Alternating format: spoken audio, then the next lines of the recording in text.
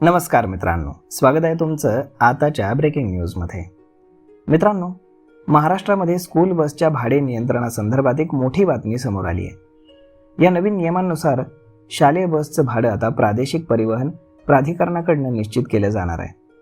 परिणामी विद्यार्थ्यांकडून फक्त मासिक भाडंच आकारलं जाईल, तर आगाऊ रक्कम घेण्यास मनाई करण्यात आली आहे. त्यामुळे पालकांना मोठा आर्थिक दिलासा मिळणार आहे. शालेय वाहतूक अधिक सुरक्षित, पारदर्शक आणि उत्तरदायी करण्यासाठी राज्य सरकार कटिबद्ध असल्याची माहिती परिवहन मंत्री प्रताप सरनाईक यांनी दिली. शालेय विद्यार्थ्यांच्या सुरक्षिततेला सर्वोच्च प्राधान्य देत महाराष्ट्र शासनानं शालेय बस आणि वाहतूक व्यवस्थेबाबत कडक आणि सर्वसमावेशक नियमावली जाहीर करण्याची तयारी सुरू केली. गृह विभागानं प्रसिद्ध केलेल्या मसुदा अधिसूचनेनुसार महाराष्ट्र मोटार वाहन नियम 2026 लागू करण्याचा प्रस्ताव असून यामध्ये सुरक्षितता, पारदर्शकता आणि जबाबदारी यावरती विशेष भर देण्यात आलाय. या बाबतीमध्ये अधिसूचना जाहीर झालेल्या दिनांकापासून 15 दिवस या विहित वेळेत संबंधित संकेतस्थळावरती सर्वसामान्य जनतेकडनं हरकती आणि सूचना मागवण्यात आल्या असून त्याला सकारात्मक प्रतिसाद द्यावा असंही आवाहन परिवहन मंत्री प्रताप सरनाईक यांनी केलेलं आहे. दरम्यान प्रत्येक शाळेमध्ये स्कूल ट्रान्सपोर्ट कमिटी कार्यरत राहणार असून ती भाडं, सुरक्षितता आणि सेवा या संदर्भातल्या पालकांच्या तक्रारींचं निवारण करेल. तसेच तिमाही अहवाल सादर करणं यांना बंधनकारक करण्यात आले. सर्व शालेय बस आणि व्हॅनमध्ये GPS आधारित व्हेकल लोकेशन ट्रॅकिंग डिव्हाइस आणि पॅनिक बटन बसवणं बंधनकारक करण्यात आले. याशिवाय अग्निसुरक्षा यंत्रणा, CCTV प्रणाली तसेच सर्व सीटसाठी सीट बेल्टची सक्ती करण्यात आली. विद्यार्थ्यांच्या सुरक्षिततेसाठी प्रत्येक वाहनामध्ये डिजिटल सेफ्टी मॉनिटरिंग सिस्टम बसवणं आवश्यक असेल.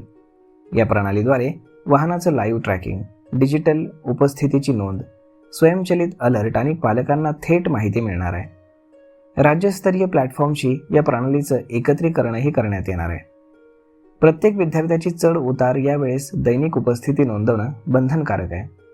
विशेषतः पूर्व प्राथमिक आणि प्राथमिक म्हणजेच इयत्ता 5वी पर्यंत विद्यार्थ्यांसाठी प्रत्येक प्रवासामध्ये महिला परिचारिका किंवा नियुक्त कर्मचारी असणं आवश्यक आहे. विशेष गरजा असलेल्या विद्यार्थ्यांसाठी प्रशिक्षित कर्मचारी, सुलभ प्रवेश व्यवस्था आणि आवश्यक तेव्हा पालक किंवा शिक्षक उपस्थितीची तरतूद करण्यात आली आहे. बस चालक किंवा वाहक आणि इतर कर्मचाऱ्यांची पार्श्वभूमी तपासणं, वैद्यकीय फिटनेस प्रमाणपत्र आणि अधिकृत नियुक्तीपत्र अनिवार्य करण्यात आले. सर्व नोंदी तपासणीसाठी उपलब्ध ठेवणं देखील बंधनकारक असेल. नवीन नियम लागू झाल्यानंतर 3 महिन्यात सर्व शालेय वाहनं नियमांनुसार सुसज्ज करणं आवश्यक राहील.